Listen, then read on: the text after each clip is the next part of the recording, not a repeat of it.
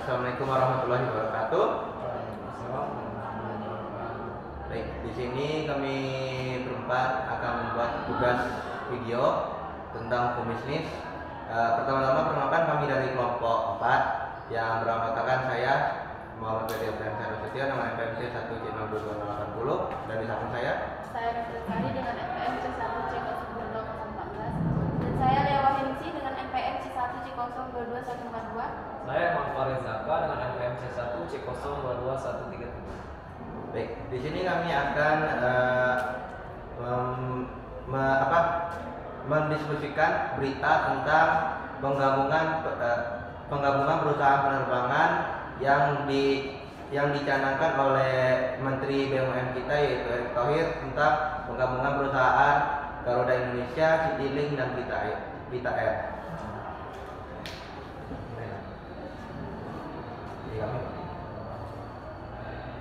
Nah, seperti yang kita tahu, untuk perusahaan Garuda, Citylink dan Vita Air ini bisa dibilang perusahaan penerbangan yang flag carrier atau bisa banyak dikritik sama masyarakat karena bisa menjadi kritik masyarakat itu karena ada beberapa kasus mereka itu nggak membuat itu membuat konsumen itu puas. Tetapi saya setuju dengan pendapat Erick Thohir untuk menggabungkan tiga perusahaan penerbangan ini karena mungkin dengan penggabungan ini nanti konsumen lebih puas gitu kan dengan layanan dari penerbangan ini. Tapi kalau menurut saya sebagai tim kontra, pengambilan keputusan ini kurang efektif karena dapat menyebabkan berkurangnya pilihan bagi itu konsumen. Karena kan kalau misalnya mereka digabungkan, jadi mereka nggak akan ada pilihan kayak saya tadinya kan 3 Citylink, Garuda sama Vita Air kan. Nah, jadi kalau jadi satu, jadi nggak ada pilihan lagi. Mungkin ya udah di sini aja. Nah, di sini saya buka searching internet itu ada 5 fakta tentang harga. Yang pertama itu adalah tentang logistik. Erick Thohir memberikan 2 alasan terkait dengan rencana Menteri ketika maskapai pelatihan tersebut. Alasannya yaitu sebagai upaya menekan daya logistik sehingga akan membuat industri penerbangan menjadi lebih efisien.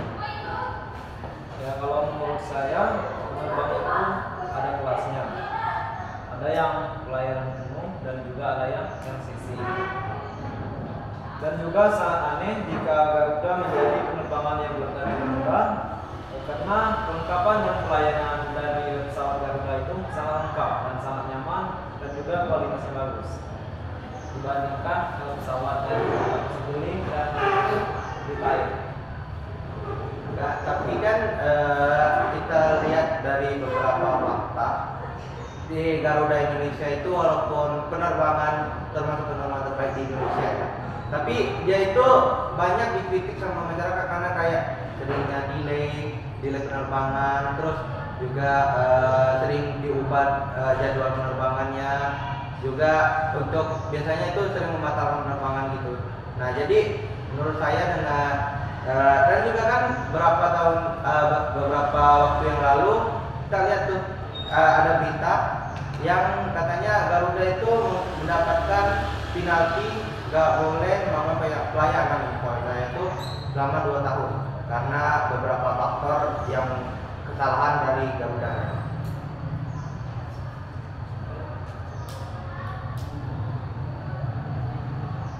Dan juga menurut saya karena adanya beberapa faktor yang kamu katakan tadi, kemungkinan besar itu juga ada bagusnya dari orang-orang ataupun dari pelayanan dari pesawat Garuda. Maksud bagusnya ini gimana? Apa itu ya? Bagusnya atau ada hal-hal baiknya, begitu.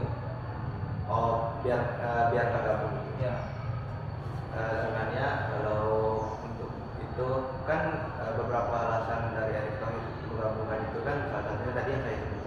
biar perusahaan red flag atau flag carrier itu plat merah itu bisa berbenah dan bisa berbenah dan menyelesaikan kesalahan-kesalahan mereka gitu kan, mencari solusi. Terus yang kedua itu karena kita itu kekurangan pesawat. Kalau kita bandingkan dengan Amerika, pesawat di mereka itu banyak sekali untuk penerbangan logistik dan luar negeri. Logistik itu kan untuk sekitar itu dan luar negeri dan ya untuk penerbangan internasional. Nah, tetapi di Indonesia ini masih kekurangan pesawat. Sebenarnya kan kita membutuhkan, kalau kata Erick Thohir itu kita membutuhkan 729 pesawat total. Tapi di Indonesia itu baru sekitar 500 pesawat. Berarti kita kan harus mencari sekitar kita harus membuat pesawat lagi atau kita membeli pesawat dari luar itu sekitar 100 sampai 200 pesawat lagi.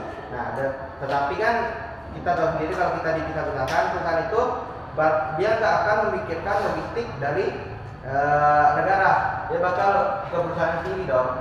Ya, tetapi kan untuk membeli pesawat dan membuat pesawat itu kita juga butuh uang kan. Sedangkan utang Indonesia terhadap negara lain saja belum terlunasi. Ya, itu aja. Juga kalau dengan adanya manajer perusahaan penerbangan ini berpotensi mengurangi rute penerbangan domestik karena penerbangan hanya dapat memiliki satu jenis penerbangan kan. Nah, jadi kayak Garuda itu kan memiliki izin penerbangan layanan penuh atau full service. Nah, sedangkan Citylink dan Pelita itu memiliki izin penerbangan tarif rendah atau LCC.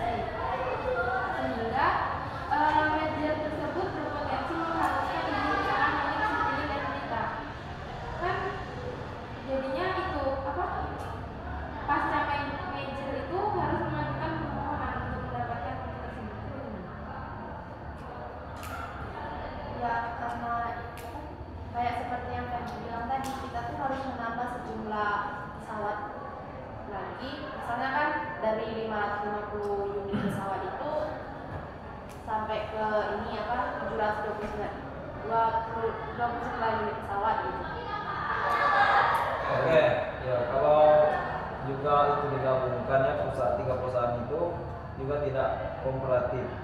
Ya karena organisasinya itu terlalu besar. Nah, jika terlalu besar, dinamika persaingannya tidak akan gesit di hadapan mereka, dan juga perusahaan-perusahaan lain akan merasa tersaingi dengan adanya tiga gabungan dari pesawat-pesawat itu.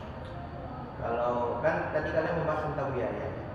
Nah, tetapi kan kita lihat sendiri kalau biaya logistik misalnya kan, kalau nggak digabungkan, biaya logistik di Indonesia ini aja bisa dibilang sampai 23% biayanya.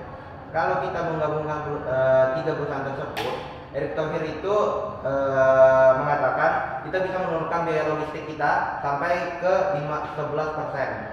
Atau bisa jadi sampai 10%. Jadi kita kan lebih menghemat keuangan biaya logistik dengan kita menggabungkannya. Oke, jadi kesimpulannya bagaimana? Kalau menurut saya lebih baik di perusahaan-perusahaan itu tiga perusahaan itu digabungkan dan membuat satu perusahaan baru untuk penerbangan logistik dan penerbangan luar negeri. Karena kita bisa lihat sendiri kan kita kekurangan pesawat dan juga respon maskapai dan juga respon dari masyarakat itu sepertinya positif. Baiklah, itu saja pembahasan dari kami. Apabila ada salah kata kami mohon maaf, apalagi nggak bahasa Indonesia kami ya. Sekian dari kami, wabillahi taufiq wal hidayah. Wassalamualaikum warahmatullahi wabarakatuh.